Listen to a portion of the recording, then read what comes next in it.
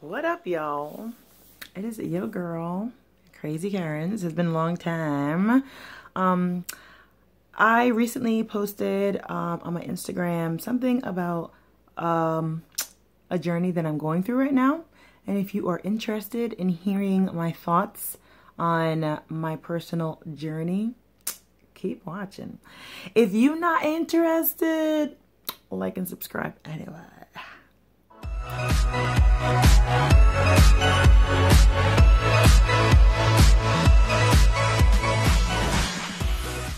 All right, my friends. So happy whatever day it is. If you're watching this on a Sunday or on a Monday or on a Friday or on a Thursday or on a Tuesday or on a whatever day, happy day. Happy day to you. Okay. So, like I was saying, I recently posted something on my Instagram about postpartum, y'all. Postpartum depression. Yes. My hair is a mess.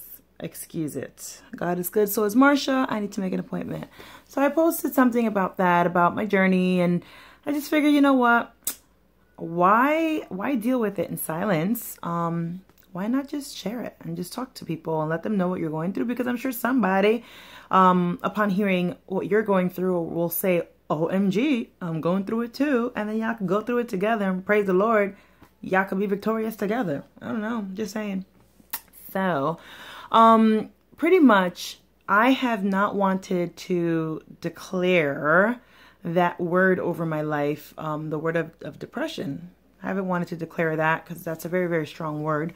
But, you know, I've been going through some things that really have been just very difficult. It's like when it rains, it pours, y'all. Like, you get like a little drop of something, and then that drop becomes another drop, and then that other drop becomes a rain shower, and then the rain shower becomes like a cyclone. Like, it just rains like crazy.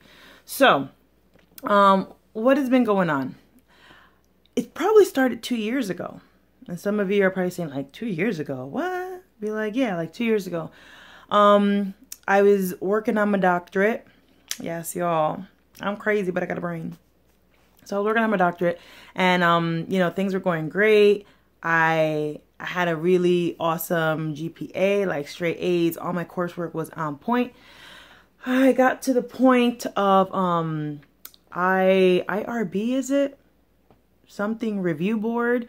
Anyone who has ever done any type of study at a college, like, you got to go before the board of your school to make sure that your study is good, it's legit, and that you're not like hurting your subjects or anything like that, because you don't want to do that. You don't want to hurt people. So I got to that point. My proposal was written. I had the first 3 chapters of my dissertation. Everything was looking good and decent. And then, you know, you get pregnant, and it was just tough. It was tough to continue to study while being pregnant, because the mind just, like, you get some serious pregnancy mommy brain, and it was hard to think. It was hard to write. And, and then just financially, I was running out of money, because at that point I had finished all of my coursework. And so to stay enrolled, I now had to pay an enrollment fee, which wasn't anywhere near the amount of a graduate credit, but it was still enough that every 8 weeks I couldn't afford to dish that money out. So I had to make a decision, and the decision was to change my coursework from a doctoral degree to that of a specialist. So instead of an EDD, I have an EDS. I don't know what that means, y'all. I don't know. I don't know what kind of job or position that will get me in the future, or what kind of pay raise. Y'all, I don't know. But I'm an EDS instead of an EDD. And so that was extremely disappointing. And I spent probably a whole year just functioning in disappointment, you know? So whatever. So I just had to deal with it. I had my baby and just kept trucking along. And my husband was like, but you can go back, and now that you're on maternity leave, you have all this free time. Misconception. I hate when people say that. Well, you're on maternity leave. You're free all day. Excuse me? Don't insult me, please. Just stop. No. For those of us that have been on leave, you're not free. Because when that baby is crying, you're up trying to soothe it. And when that baby's asleep, they say sleep with the baby, but at the end of the day, you're so swamped and behind on all the other things that you have to do that taking a nap sometimes in the middle of the day just doesn't work. So I was not free when I was on maternity leave. So that was tough. And I just made the decision. I said, switch the program of study. It is what it is, you know, bite the bullet and just keep it moving. So I'm doing my last class and I get my graduation notification. I'm like, okay, cool. I'm gonna graduate October 14th of 2016. Yes, was the graduation. And so I was like, you know what? I'm gonna go. I'm gonna suck it up and I'm gonna be proud and I'm gonna go. And my husband came and my daughter came, and I had been feeling a little weird, and I had been desiring coffee. And I knew something was up with me. And so I was like, I think I'm pregnant. And I bought the pregnancy tests, but I didn't take them. And so my family and I, we went to Arizona because the graduation was in Arizona, Grand Canyon University. Yeah, lopes. So we went. And the morning of the graduation, I was like, you know what? Let's do it. Let's just pee on these sticks, y'all. So I peed. And a few minutes later, it was confirmed. I was pregnant. So the day that I was graduating with my EDS, I found out that I was pregnant with my son, which is pretty cool. So we got to the graduation, and the entire time I've got a knot in my stomach because I'm excited, but at the same time I'm so overwhelmed with disappointment because it's not a doctorate. And I get there and I see all of the students picking up their little TAMs, their hats, and their huge, beautiful doctoral gowns. And my gown was different. And seeing them being hooded with their beautiful wide doctoral hoods, and my hood just looked like a master's hood. And I was like, okay, it is what it is. And the speaker that was invited, she was really fantastic. I can't remember her name, but I'll find it because I have it somewhere in the house. And maybe I'll post it down in the description and you can check her out. She's a motivational speaker. She was so awesome. And I got to tell you that God used that woman to speak directly to me because I can't remember exactly what she was saying, but I just know that as she was speaking, it was just like hitting my heart. And I just broke down. I started crying.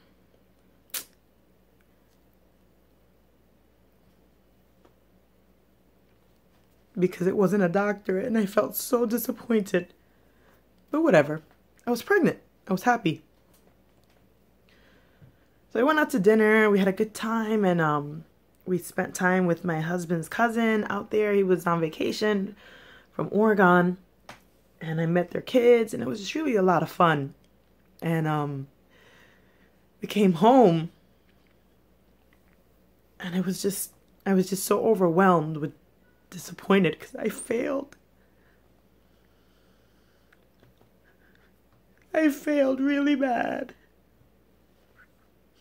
So, whatever. So now I'm dealing with that, and then I find out that same month in October that one of my husband's family members was diagnosed with a terminal illness. And that hurts. You know, when your loved ones hurt, you hurt with them. And then like a week later, I found out that my husband's father was also diagnosed with a terminal illness. And that sucked. And then, you know, we dealt with it. And mind you, I'm pregnant. And then, to keep myself busy, I wanted to make my family feel better. So I was like, I'm just going to start house hunting. We're going to get a house. We're going to get a house. We're going to house hunt because it'll make us feel better. And so every weekend with my daughter, I was house hunting, pregnant. And you're like, well, where was your husband in all this? Well, my husband literally, like after we got back from Arizona, started a brand new job as a financial advisor. And those jobs are stressful, y'all. Just the licensing test that he had to take were very, very stressful. And so, you know, I released him. I allowed him, like, you'll just study, just focus and just, you know, Get it done. So now we're dealing with these two family members that are terminally ill, a brand new job that's extremely stressful on my husband, a pregnancy, a baby that was maybe 10 or 11 months old, and I'm house hunting. And to fast forward a little bit, because I don't want this vlog to be so darn long, you know, I found 2 properties that I fell in love with and I wanted, and it fell through. It didn't happen. And I felt, again, I'm failing. You know, I failed with my doctorate. I'm failing at house hunting. This is just not cool. And I started having contractions at about 6 months. I didn't tell anybody. I didn't even tell my doctor. I just dealt with it. Idiot. Don't do that. So, like I never felt contractions ever, because I had a C-section with my daughter. And so, like, I have to stop, you know? So I stopped house hunting. Felt like I failed at that. And then just trying to just stand in the gap for my husband with everything that he was going through. So now the first family member that we found out was sick, passed away around Christmas time. That was sad. And then at that time, our dog starts getting sick. And I'm like, oh, she's not eating. She's getting skinny. She's having a hard time walking. So I took her to the vet, and, you know, we had her checked out. They couldn't find anything wrong with her, but she wasn't getting any better. So then we have to make the decision to put her down. And that sucks. That sucks. Because I've lost a dog, and that hurts. But to, like, lose a dog because, like, you've made the decision, we got to put him down, that hurts. So we dealt with that. Husband's still trying to, you know, do his licensing, and that's stressful, and I'm pregnant, you know, becoming bigger and fatter. Y'all, I gained like 65 pounds with my son. What? So whatever. I gotta figure out the lighting in my new apartment, because I should be facing the window, but I haven't decorated everything, so the backdrop isn't too good. So we'll do this, okay? So, you know, we put a dog down, and then, you know, I'm working, I'm having a hard time, you know, just walking up the steps. I lived on a 3rd floor, and it got to a point where now my family had to help me. Like, they would watch my daughter. I would come home from work, and then they would bring my daughter to me and walk her up the steps because she wasn't walking yet. You know, that's tough, you know, whatever. I say you know a lot. I should stop doing that. Bad public speaking. So my family helped me out with that. Kudos to them. Love y'all. And then, so now it's like June. I have the baby. It's just craziness, you know. It's like, oh my God, the baby's here. You're just dealing with it. My daughter finally starts walking. We're dealing with the hoopla of everything. We're visiting, you know, my father-in-law in Tennessee. The baby got to meet him. He was 3 weeks old. That was really, really nice.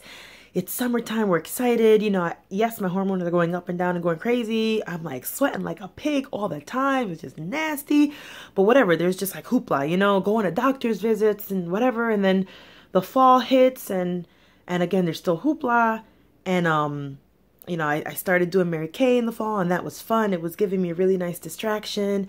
And then October hits, and boom, you know, father-in-law passes away. And I'm still trying to be strong for my husband, trying not to cry around him, trying to, you know, help him out with whatever I could, trying to keep the kids quiet and in line and in order so that he can deal with his family situation. And we have the funeral, and we're going and we're going. And then, you know, it's November, and it's my daughter's birthday, and we're celebrating, and we're going out, and Thanksgiving, and then I go back to work, and I'm like going through all these like ailments. I get like 3 cysts on my throat. One was like the size of a golf ball. I apparently am now allergic to rye bread, and I need an EpiPen, and I'm being rushed to the hospital, and just so much is going on.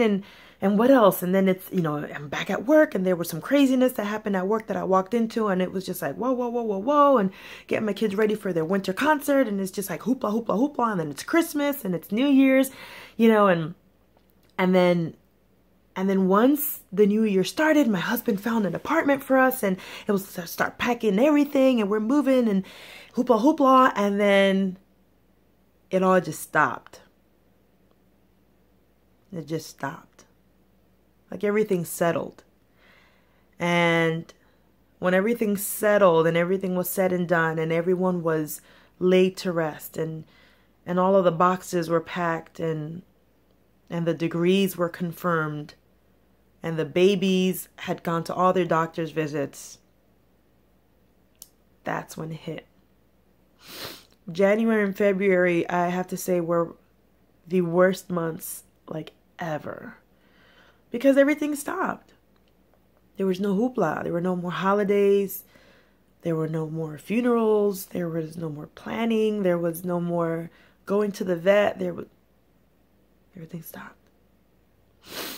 And when I tell you I cried every day. I cried every day. Moving to the new apartment, I'm very blessed to have a home. I'm very blessed to have a bigger home. Not my dream home. Parking sucks here. It's like I live in Manhattan now because I live in the center of town now. And just getting used to the parking and having to park 2 blocks away and carry my daughter. And then if she's having a tantrum in the street, I have to hold her and then carry my son in a bucket seat. And anyone who's seen my son is big and chunky. He's heavy and fat and adorable, but so heavy. And my neighbors must think I'm crazy. They must think like, who's that lady walking down the street crying? Because I would walk and cry because I was so frustrated. But got through it. Getting through it. And that's it. So what have I been doing to cope with it and to get through it? The days have gotten better. That's for sure. They have. I listen to a lot of music. Elevation Worship, y'all, my jam. I listen to them a lot. I listen to Stephen Furtick, his messages. John Gray, I listen to his messages. My own pastor, Pastor Joshua, I'll watch the services online, replay them. I will just listen to a lot of artists, Christine De Clario, Ingrid Rosario, just hear the music, and sing with my daughter. I talk to my sister, we have a little family chat. What else? In the mornings, like on the weekends, my husband brings the kids into the bed and we just hang out in the bed and watch cartoons. That's really nice. My students have been a really awesome distraction. They've been very therapeutic. The band rehearsals have been fun. The band sounds good. The band is growing. So that's been really positive. And just, trying to stay afloat. My Mary Kay has been a lot of fun. I've been meeting so many different women that I would have never come in contact with had it not been for Mary Kay. And that's been exciting. Going to the meetings, speaking with my mentor regularly. That's been nice. Excuse me, y'all. I got boogers coming up my nose. So yeah, that's been cool. And then just, I guess just putting it out there. That I've been dealing with this depressed and disappointed state of mind for the past 2 years. And no one knows it's been 2 years because I don't say nothing. I keep quiet. So I want to influence you, my friends, anyone who's going through this, to not stay quiet. Why stay quiet? Talk to somebody. I absolutely love my doctor. My doctor rocks. I love her so much. And so I'll be giving her a call and just hanging out with her for a little bit in her office. And I'm not one for drugs. I'm not, and I don't want them. So one thing that I have done to help myself feel better is, y'all, I changed my diet. Yes, I did. Goodbye lattes, goodbye pizza, goodbye McDonald's, goodbye Dunkin' Donuts. I love you all, but we broke up. We had to. And I made that change. And in a matter of 1 week, I lost 6 pounds. I don't feel as bloated. Feeling cute, y'all. Yes. And that's it. Just trying to stay afloat. And that's it. I talk to God. I talk to him like I talk to you. I don't be like, Señor, en el nombre del Padre. I mean, sometimes you pray like that because, you know, you're just like, you got that old Pentecostal fire. But the way that I've been feeling lately, I get in my car and be like, yo, God, what's up? What we gonna do about today? You know, one of the lowest points that I got to was when I drove into a parked car. That's when I knew. I was like, I gotta do something. And it's funny, I don't know if she watches my vlogs, but Anita from church, you always send me the most random text messages. And the last text message that you sent me that was random was on the morning that I ran into the car. And so I thank you for that. And I thank you for being sensitive to God and the Holy Spirit. And for always thinking about me.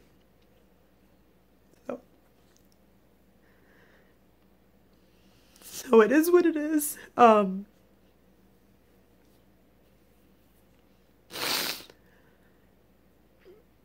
If anybody wants to share their story, comment below.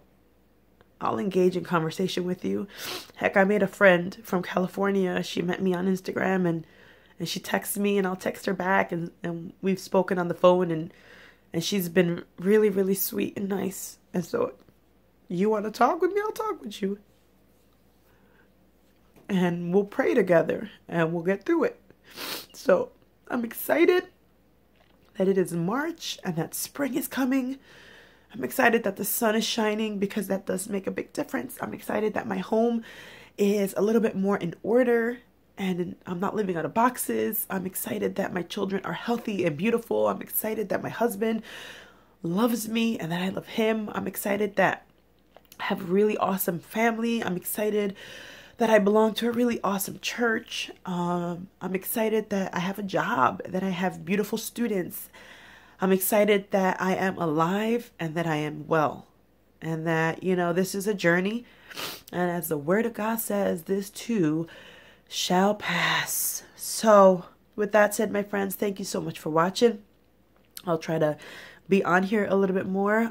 As always, give it a thumbs up, subscribe, and I will see you next time.